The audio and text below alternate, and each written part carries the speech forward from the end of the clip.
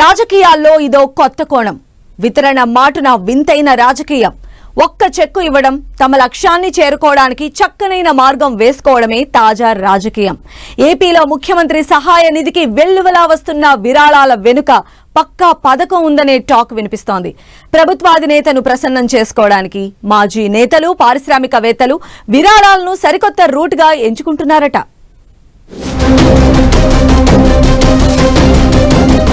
CM చంద్రబాబును కలవాలి, తమ కోసం చెప్పుకోవాలంటే ఎవరికైనా కుదురుతుందా? సాధారణ పరిస్థితుల్లో సీఎంను కలవాలంటే చాలా తతంగమే ఉంటుంది.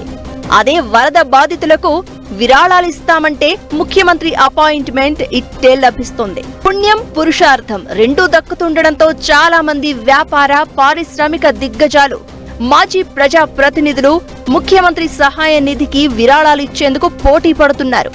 విజయవాడ వరద బాధితులను ఆదుకోవాలని సీఎం చంద్రబాబు పిలుపునకు చాలా మంది స్పందిస్తున్నారు. ఇందులో కొద్ది మంది ముఖ్యమంత్రిని కలవడంపై ఆసక్తికర చర్చ జరుగుతోంది.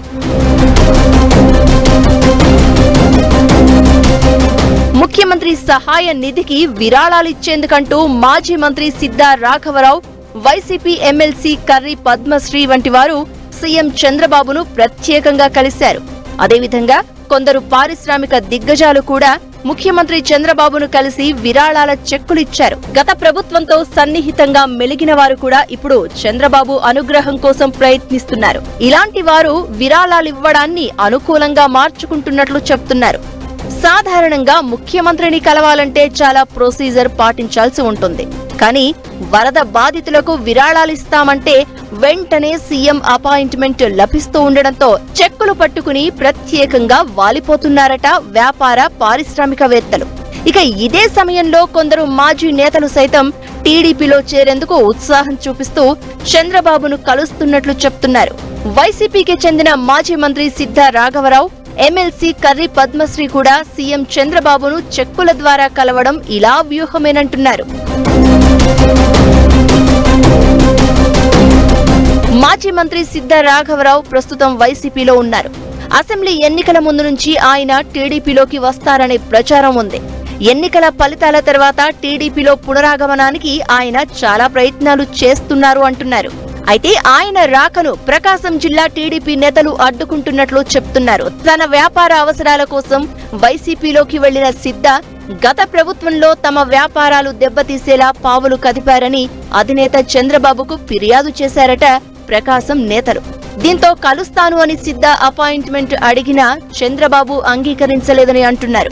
అయితే ఎలాగైనా చంద్రబాబు అనుగ్రహం సంపాదించాలని భావించిన సిద్ధా పట్టువదలని విక్రమార్కుడిలా ప్రయత్నిస్తూనే ఉన్నట్లు చెప్తున్నారు.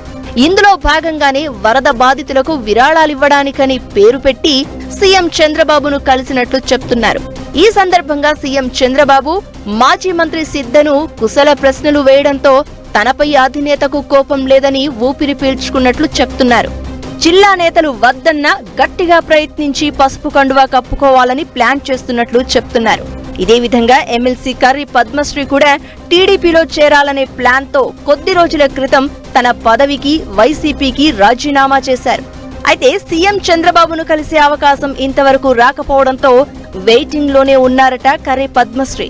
ఆమె కూడా ఇప్పుడు వరద బాధితులకు విరాళం ప్రకటించి సీఎంను కలిశారు అంటున్నారు.